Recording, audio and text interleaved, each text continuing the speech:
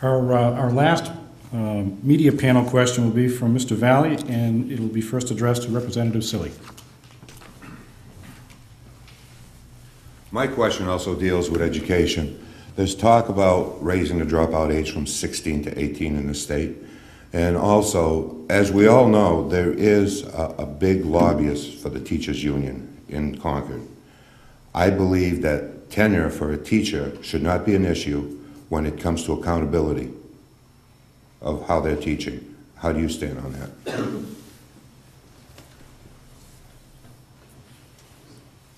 Thank you, and let me reiterate my prior statement. I believe that we have a constitutional obligation to educate all of our children.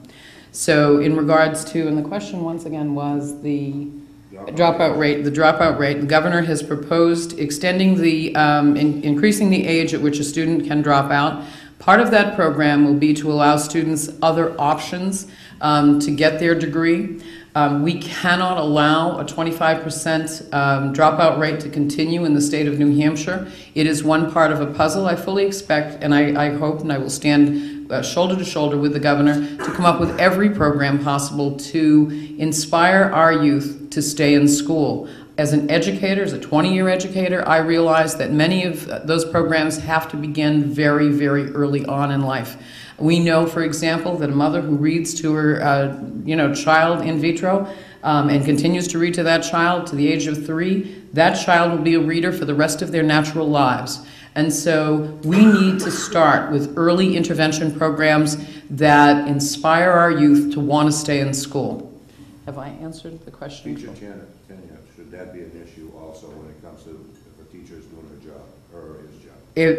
If I understand the question right, protecting our teachers' tenure when they're doing their job, absolutely. And if they're not, I think that the NEA and the AFT have programs for accountability. Mayor McLin.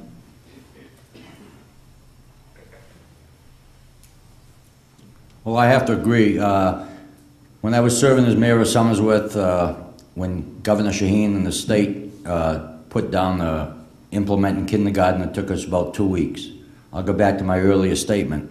When I graduated from high school, you could go to General Electric and the shoe shops or the Navy Yard. Them jobs are no longer there. A kid needs a diploma today. They got to further their education, or else they have no place to go. It's very important to get a diploma today. I agree that the dropout rate is too high. We're doing something about it in Somersworth and around the state. And I believe in education. I was pro-education when I was mayor. I fight for the kids, I fight for education, and I believe in a diploma, and I believe in the dropout rate is too high and something should be done. Thank you. We have a number of questions, but we're short on time, so I'll pick and choose a few. And this is addressed to both, and I'll start with Mayor McLin first.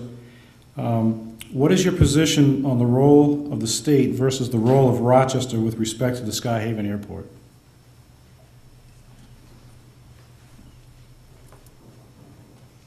Well, I believe that's a local issue, not living in Rochester, but living around the area. Somersworth was approached years ago to get involved with this, but I believe it's a local issue. I believe if Rochester wants to purchase that airport, that's up to the city of Rochester. I don't believe the state should force them to do that. But if not, if Rochester does not want the airport, I believe the state should. The position they're in now is improve it, which there's stuff being done now. But I believe, like I say, it's a local issue, and the state should continue to do what they're doing. And if Rochester decides not to own the airport, that's up to Rochester. But I believe the 3 cities or the surrounding towns could get together and have a roundtable discussion on this. But if it stays with the state should honor it and do what they're doing. Representative Cilley.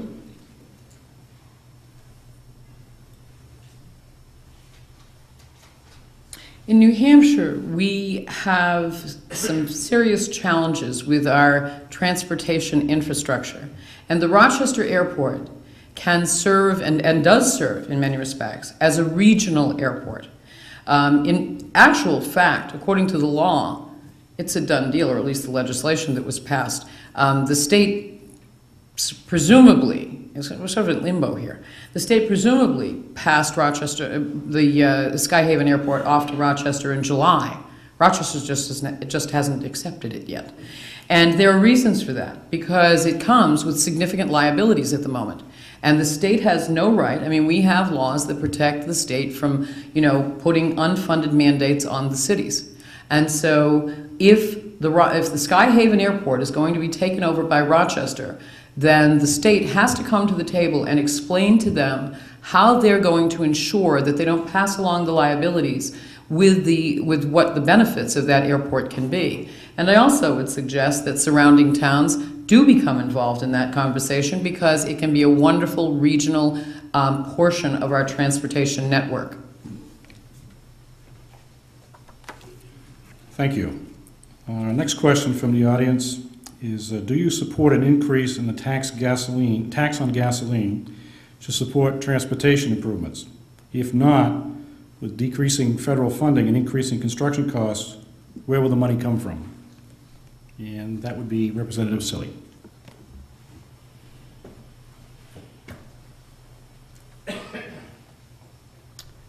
Okay, that's the thorny question for the morning. We no longer have sufficient funds from the gasoline tax to accomplish what we need to accomplish in terms of keeping our roadways in repair and creating new roadways where we need them. We are faced with shortfalls. The federal government continues on many levels, and this is one of them, to not adequately support or fund the priorities, at least within New Hampshire. They do a great job with bridges to nowhere in Alaska. But they're not doing such a good job with sending the money back that we need in New Hampshire. So I don't have an easy answer for that. There is no silver bullet here, but I can tell you that we have similar problems in many other areas of the state in terms of Fish and Game is running out of money. I mean, we could go on for a long time this morning with problems to, on budget or budget constraints. So there is no easy solution to this. I don't support an increase in the gasoline tax at this point.